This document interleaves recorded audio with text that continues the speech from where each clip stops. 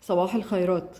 النهاردة عاملة ورك شوب عن الصلاة وازاي نحسن الصلاة وازاي نبقى خاشعين فيها اكتر، يعني فبعمل هيلينج للبرسبشنز اللي ممكن تكون موجودة، فمخلية الصلاة تقيلة علينا او مخليانا شايفين الصلاة وكأنها تاسك كده وخلاص عايزين نخلصها يعني ونشوف اللي بعده. فالمهم يعني في حاجة خدت بالي منها فعايزة اشاركها معاكم. خلوا بالكم يا جماعة ان احنا معظمنا مستقي المعلومات بتاعته عن الصلاة من حصص الدين. الفكرة بتاعت 1+1=2 بتخلينا مش عارفين ربنا بجد، فبالتالي البرسبشنز اللي ظاهرة انه احنا شايفين ربنا على انه طالب مننا لستة طلبات، وفي نفس الوقت حاطط لنا لستة ممنوعات وبس كده. فاحنا بنعمل اللي هو طالبه مننا، وقدر الامكان بنتفادى الحاجات اللي هو منعنا عنها او محذرنا منها، عشان ايه؟ يعني اخرتنا تبقى كويسه. بس دلوقتي وانا بشتغل لحد من الكلاينتس وهي يعني صغنطوطه، يعني هي حوالي 16 سنه،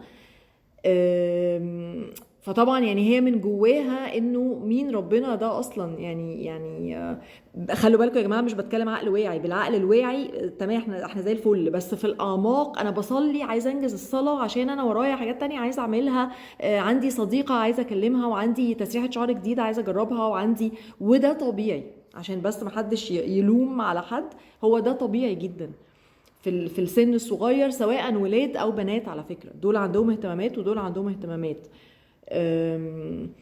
بس فجأة خدت بالي كده، انا معلقة كده مجموعة ايات ومجموعة احاديث قدسية وكده، ففجأة كده خدنا بالنا من واستعينوا بالصبر والصلاة. ففي اللحظة دي في حاجة نورت كده، ان ايه ده؟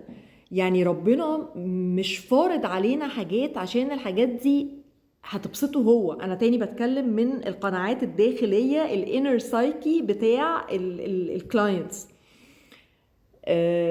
مش بحاول ادي درس دين ولا اي حاجه، هي حاجه خدت بالي منها، حسيت انها ممكن تكون مدخل لاولادنا ولينا على فكره احنا كمان، ان هي توضح لنا الصوره بشكل افضل وتساعدنا ان احنا نحسن في الصلاه ونبقى حابينها اكتر، ما تبقاش مجرد مهمه وتاسك ورانا وخلاص. فبشاركها معاكم مش اكتر من كده يعني.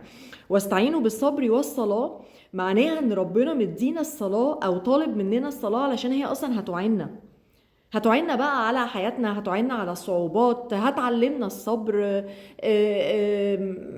يعني ايا كان.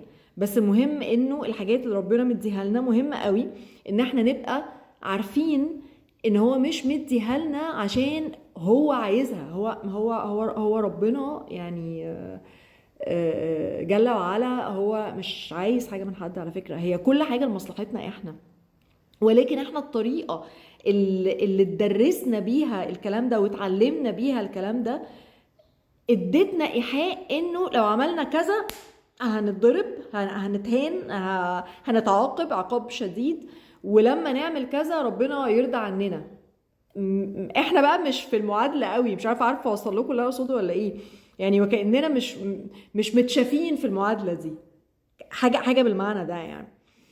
فانا كنت عماله افكر انه محتاجين اكتر نكونكت بالاحاديث القدسيه الجميله اللي ربنا بيتكلم فيها عن نفسه، وبيقول قد ايه احنا نهمه وقد ايه هو بيحبنا وقد ايه في الموضوع جاي من نابع محبه. المهم مش من نابع اعمل وما تعملش وينفع وما ينفعش وحلال وحرام، هي مش كده خالص. فكل ما نعزز اكتر المعنى بتاع علاقتنا بربنا وحب ربنا لينا، فاحنا يبقى فيه حب اكتر في قلبنا لربنا، الدنيا هتتغير خالص في الشق الايماني من ناحية الخشوع والاقبال على الصلاة والافكار والحاجات دي كلها يعني. بس دي كده كانت مشاركة صباحية، ويومكم جميل ان شاء الله وجمعة مباركة.